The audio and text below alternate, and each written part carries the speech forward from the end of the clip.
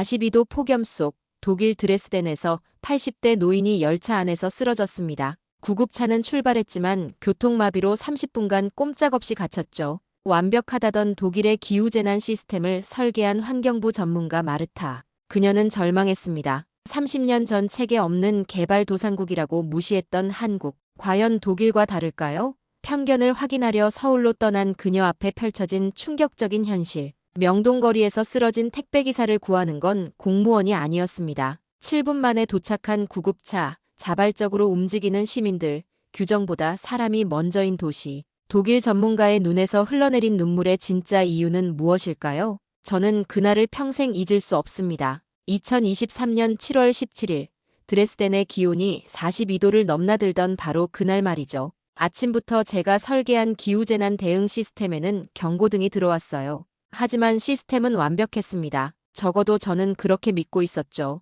폭염 경보가 발령되고 대중교통 운행 조정 신호가 자동으로 전송됐어요. 모든 것이 계획대로 돌아가고 있다고 생각했습니다. 그런데 오후 2시 47분, 제 휴대폰에 급한 전화가 걸려왔어요. 시내 중심가를 지나던 열차 안에서 80대 남성이 쓰러졌다는 겁니다. 에어컨이 고장난 열차 안에서 탈수와 열사병으로 의식을 잃었다고 했죠. 저는 즉시 응급상황 프로토콜을 가동했습니다. 구급차는 5분 만에 출발했어요. 하지만 문제는 그 다음이었습니다. 폭염으로 도로 곳곳에서 차량이 과열되면서 교통이 완전히 마비된 거예요. 구급차는 고속도로 위에서 꼼짝없이 갇혀버렸습니다. 저는 직접 교통통제센터에 전화를 걸었어요. 긴급 상황이니 다른 차선을 확보해달라고 요청했죠. 하지만 돌아온 답변은 차가웠습니다. 규정상 불가능합니다. 상급자의 승인이 필요해요. 상급자는 회의 중이었고 승인 절차는 최소 30분이 걸린다고 했습니다. 저는 미친 듯이 소리쳤어요.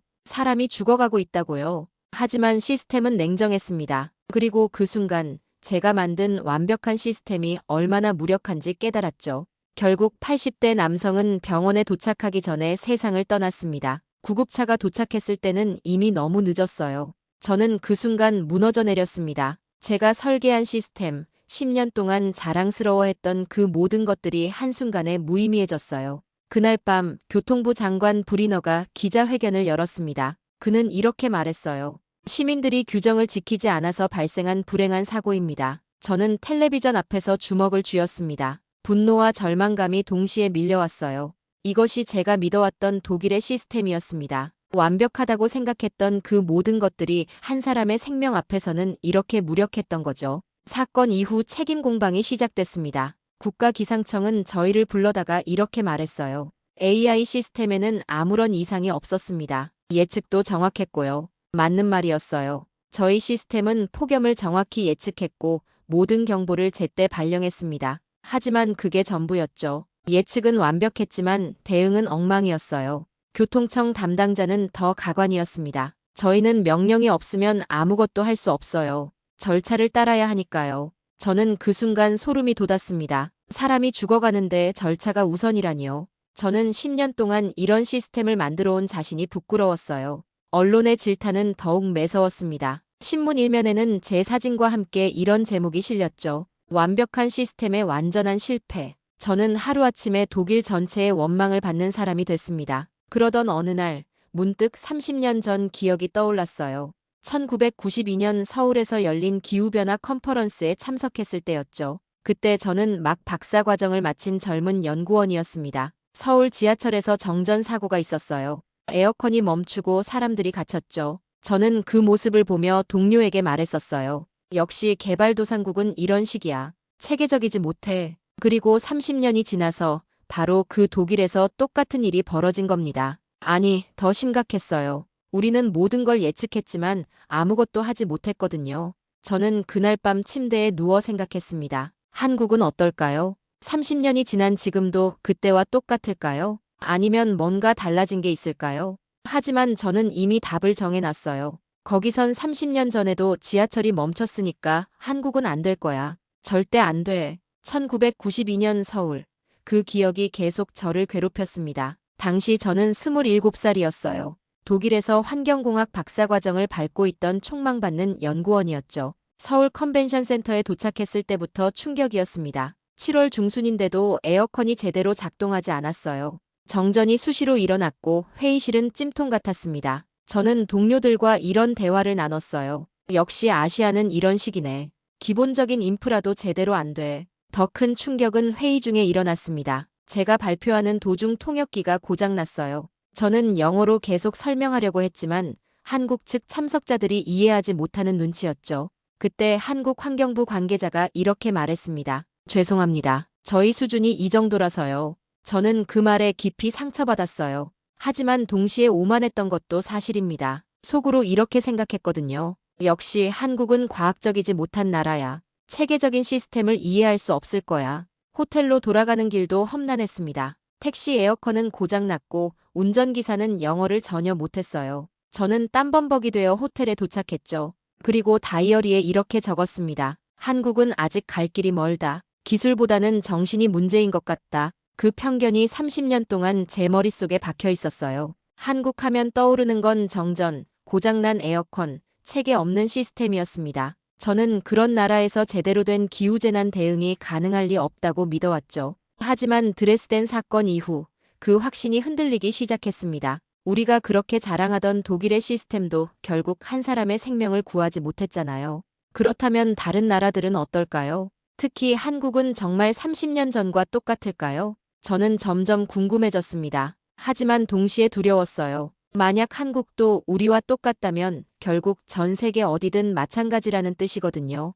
그럼 저는 평생 이 죄책감을 안고 살아야 하는 겁니다. 언론의 공격은 날로 거세졌습니다. 매일 아침 신문을 펼칠 때마다 제 이름이 일면에 실려 있었어요. 기후재난 전문가의 몰락, 완벽한 시스템은 없었다 같은 제목들이었죠. 가장 견디기 힘든 건 시민들의 시선이었습니다. 길에서 사람들이 저를 알아보며 수군거렸어요. 마트에서도 카페에서도 시선을 피할 수 없었습니다. 저는 점점 집 안에만 틀어박혀 지냈어요. 그러던 어느 날 독일 공영방송에서 저를 인터뷰하겠다고 연락 왔습니다. 처음에는 거절하려고 했어요. 하지만 제 입장을 정리해서 말할 필요가 있다고 생각했죠. 기자는 날카로운 질문을 던졌습니다. 당신이 만든 시스템이 실패했습니다. 다른 나라는 어떨까요? 예를 들어 한국 같은 나라에서도 똑같은 일이 벌어지지 않겠습니까? 저는 순간 얼어붙었어요. 30년 전 기억이 스쳐 지나갔습니다. 정전된 지하철, 고장난 에어컨, 통역기 오류. 저는 자신있게 대답했어요. 한국도 마찬가지일 겁니다. 아니, 더 심할 수도 있죠. 기자가 다시 물었습니다. 확실합니까? 직접 확인해 보신 적이 있나요? 저는 당황했어요. 30년 전 일주일간의 출장이 전부였거든요. 그 이후로는 한 번도 가본 적이 없었죠. 하지만 저는 고집을 부렸습니다. 확인할 필요가 있을까요? 시스템이라는 건 하루아침에 바뀌지 않아요. 방송이 나간 후 시청자 댓글들이 올라왔어요. 대부분은 저를 비난하는 내용이었지만 몇 개는 다른 관점이었습니다. 30년 전 기준으로 판단하는 게 맞나요? 한국이 정말 그럴까요? 요즘 한국 뉴스 보셨어요? 저는 그 댓글들을 보며 마음이 복잡해졌어요. 정말 그럴까요? 한국이 30년 동안 그대로 있었을까요? 아니면 뭔가 달라진 게 있을까요? 그날 밤 저는 결심했습니다. 직접 확인하겠다고. 만약 한국도 우리와 똑같다면 적어도 전 세계가 다 그렇다는 걸 확인할 수 있을 테니까요. 그럼 제 죄책감도 조금은 덜어질지도 모르잖아요. 저는 인터넷으로 서울행 항공편을 검색했습니다. 그리고 예약 버튼을 눌렀어요. 30년 만에 다시 서울로 가는 겁니다. 인천공항에 도착한 순간부터 뭔가 달랐습니다. 2023년 7월 20일 서울도 드레스덴처럼 폭염주의보가 내려진 상태였어요. 비행기에서 내리기 전부터 휴대폰에 메시지가 왔습니다. 폭염경보 발령. 야외 활동 자제하시고 충분한 수분 섭취하세요. 30년 전에는 이런 시스템이 없었는데 이제는 외국인한테까지 실시간으로 안전 메시지를 보내는군요. 하지만 저는 여전히 회의적이었어요. 메시지는 보내는데 실제 대응은 어떨지 모르잖아요. 입국 심사를 마치고 나오는데 공항 곳곳에 직원들이 배치돼 있었습니다. 그들은 냉수 나눠주기를 하고 있었어요. 저도 한 잔 받았죠. 차가운 물이 목을 타고 내려가니 정말 시원했습니다. 더우시죠? 조심하세요. 직원이 웃으며 말했어요. 저는 속으로 생각했습니다. 이건 그냥 공항 서비스일 뿐이야. 밖에 나가면 달라질 거야. 지하철을 타려고 지하로 내려갔는데 또 놀랐습니다. 에어컨이 빵빵하게 틀어져 있었어요. 30년 전 그 답답했던 기억과는 완전히 달랐죠. 지하철역 곳곳에는 안내방송이 나오고 있었습니다. 폭염으로 인한 온열 질환 예방을 위해 지하철 내 온도를 낮춰 운행하고 있습니다. 저는 여전히 의심스러웠어요. 지하철 안에서야 이렇게 할 수 있지만 정작 문제가 생기면 어떨까요? 30년 전처럼 시스템이 마비되지 않을까요? 지하철이 출발했는데 중간중간 역에서 방송이 나왔습니다. 승객 여러분, 폭염으로 인해 각 역마다 무료 생수를 비치해 두었습니다. 필요하신 분은 역무원에게 말씀해 주세요. 저는 창밖을 보며 생각했어요. 겉보기에는 그럴듯하네. 하지만 진짜 응급 상황이 생기면 어떨까? 그때 시스템이 제대로 작동할까? 호텔에 도착해서 체크인을 하는데 프런트 직원이 이렇게 말했습니다. 고객님, 외출하실 때 조심하세요. 지금 폭염주의보가 내려져 있어서요. 혹시 몸이 안 좋으시면 언제든 프런트로 연락주세요. 저는 방에 짐을 풀며 스스로에게 말했어요. 이건 다 거칠애일 뿐이야. 실제 상황에서는 독일과 똑같을 거야. 시스템은 있지만 작동하지 않을 거야. 하지만 속마음 한편으로는 이미 흔들리고 있었습니다. 30년 전과는 확실히 뭔가 달라진 게 느껴졌거든요. 다음 날 오전, 저는 서울 시내를 돌아다녔습니다. 기온은 39도까지 올라갔어요. 드레스덴과 비슷한 수준이었죠. 저는 이제 한국의 민낯을 볼 수 있겠다고 생각했습니다. 명동 근처를 걷고 있는데 갑자기 앞에서 소동이 벌어졌어요. 한 택배기사가 길바닥에 쓰러진 겁니다. 65세 정도로 보이는 중년 남성이었어요. 저는 드디어 시작됐구나 하고 생각했습니다. 이제 독일과 똑같은 상황이 벌어질 거라고요. 하지만 다음 순간 제가 본 건 완전히 예상과 달랐습니다. 근처에 있던 청년들이 우르르 달려온 거예요. 누가 시키지도 않았는데 말이죠. 한 청년은 자기 물통을 꺼내서 쓰러진 택배기사의 이마에 찜질을 해줬습니다. 다른 청년은 휴대폰으로 119에 신고했어요. 또 다른 사람은 자기 우산으로 그늘을 만들어줬죠. 아저씨, 괜찮으세요? 구급차 곧 와요. 저는 그 모습을 멍하니 바라봤습니다. 독일에서는 이런 일이 일어나면 사람들이 구경만 하거든요. 누군가 신고했겠지. 내가 나설 일은 아니야 하면서요. 더 놀라운 건 그 다음이었습니다. 근처 청년 창업센터에서 직원들이 나왔어요. 그들은 이런 상황에 훈련이라도 받은 것처럼 체계적으로 움직였습니다. 한 명은 교통정리를 했고 다른 한 명은 응급처치 키트를 가져왔어요. 또 다른 직원은 근처 편의점에서 얼음을 사와서 쓰러진 분에게 데워줬죠. 구급차가 도착하기까지 7분이 걸렸습니다. 독일 드레스덴에서는 30분 동안 길에 갇혀 있었는데 말이에요. 구급대원들이 택배기사를 들것에 옮기는 동안 청년들은 계속 옆에서 도왔습니다. 구급차가 떠난 후 저는 그 청년들에게 다가갔어요. 도대체 왜 이렇게 자연스럽게 도울 수 있는지 궁금했거든요. 훈련 받으신 거예요? 한 청년이 웃으며 대답했습니다. 아니에요. 그냥 당연한 거 아닌가요? 저는 그 말에 충격받았어요. 당연하다고요? 독일에서는 전혀 당연하지 않은 일인데 말이에요. 나중에 택배기사 김동현 씨가 의식을 회복한 후 저는 병원에서 그분을 만났습니다. 그분은 이렇게 말씀하셨어요. 은퇴하고 나서 생계 때문에 택배 일을 시작했어요. 처음에는 이 나라가 싫었죠. 왜 노인한테 이런 일을 시키나 싶어서요. 하지만 지금은 고마워요.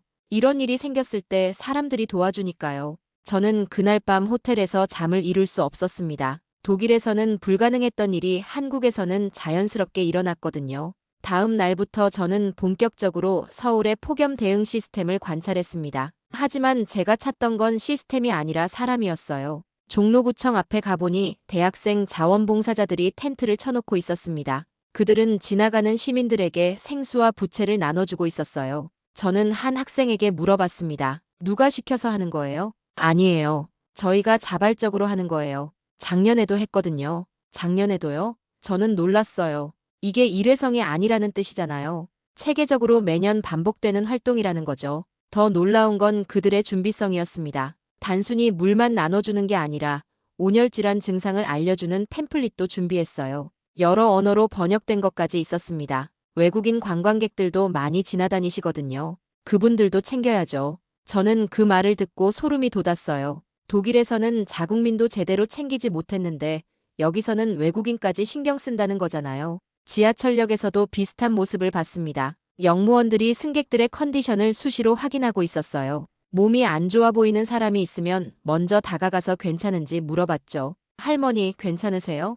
역무실에서 좀 쉬다 가세요. 한 역무원이 70대 할머니에게 말하는 모습을 봤어요. 할머니는 처음에는 괜찮다고 하셨지만 역무원이 계속 권하니까 결국 역무실에서 쉬어가셨죠. 제가 가장 인상 깊었던 건 홍대 근처에서 본 장면이었습니다. 한 외국인 관광객이 더위에 지쳐 길에 주저앉아 있었어요. 아마 유럽에서 온 배낭여행객 같았습니다. 그런데 지나가던 한국 대학생들이 그 관광객을 도왔어요. 영어로 말을 건네고 근처 카페로 데려가서 에어컨 바람을 쐴 수 있게 해줬죠. 심지어 아이스크림까지 사줬습니다. 저는 그 모습을 보며 깨달았어요. 이건 훈련된 정부 시스템이 아니라 살아있는 시민 시스템이라는 걸 말이에요. 위에서 지시하지 않아도 매뉴얼이 없어도 사람들이 자발적으로 움직이고 있었습니다. 독일에서는 모든 게 규정과 절차에 따라 움직여야 해요.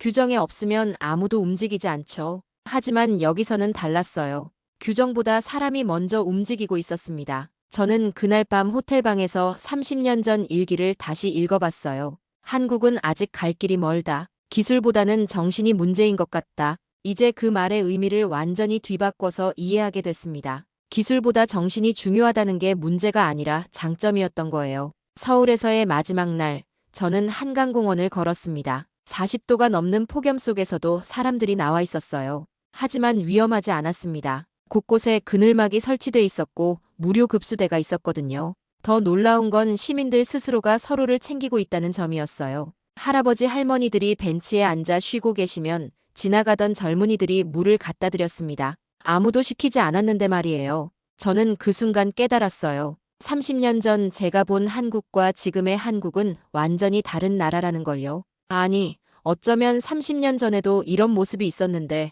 제가 보지 못했던 건지도 모르겠어요. 독일로 돌아가는 비행기 안에서 저는 공식 보고서를 작성하기 시작했습니다. 하지만 어떻게 써야 할지 막막했어요. 제가 30년 동안 믿어왔던 모든 것들이 무너진 상태였거든요. 베를린에 도착해서 첫 번째로 한 일은 환경부 장관에게 보고하는 것이었습니다. 장관은 제 보고서를 받아들고 이렇게 물었어요. 한국도 우리와 마찬가지였나요? 저는 잠시 망설였습니다. 그리고 솔직하게 대답했어요. 아닙니다. 완전히 달랐습니다. 그 후 일주일 동안 저는 상세한 보고서를 작성했습니다. 제목은 이렇게 정했어요. 서울은 기술의 도시가 아니다. 사람의 도시다. 보고서에서 저는 이렇게 썼습니다. 독일의 시스템은 위에서 아래로 내려오는 하향식입니다. 모든 것이 규정과 절차에 의해 움직이죠. 하지만 서울의 시스템은 아래에서 위로 올라가는 상향식입니다. 시민들이 먼저 움직이고 정부가 그것을 뒷받침해주는 구조예요. 환경부는 제 보고서를 독일 언론에 공개했습니다.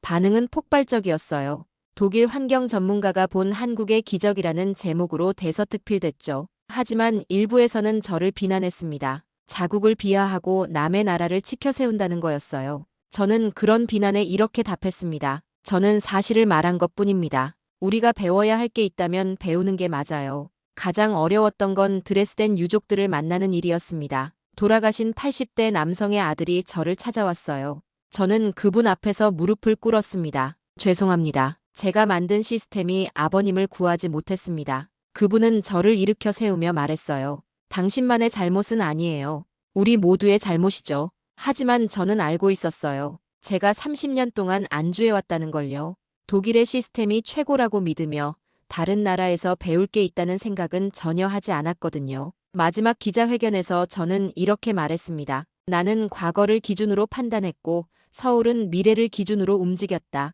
기술보다 중요한 건 사람이었다. 시스템보다 중요한 건 마음이었다. 그 후 저는 환경부에서 물러났습니다. 하지만 후회하지 않아요. 30년 만에 진짜 중요한 걸 배웠거든요. 완벽한 시스템은 없습니다. 하지만 완벽한 마음은 있어요. 그리고 그 마음이 모이면 어떤 시스템보다도 강력한 힘이 된다는 걸 서울에서 배웠습니다. 지금 저는 독일 청년들에게 한국에서 배운 것들을 가르치고 있어요. 규정보다 사람이 먼저라는 것, 시스템보다 마음이 중요하다는 것을 말이죠.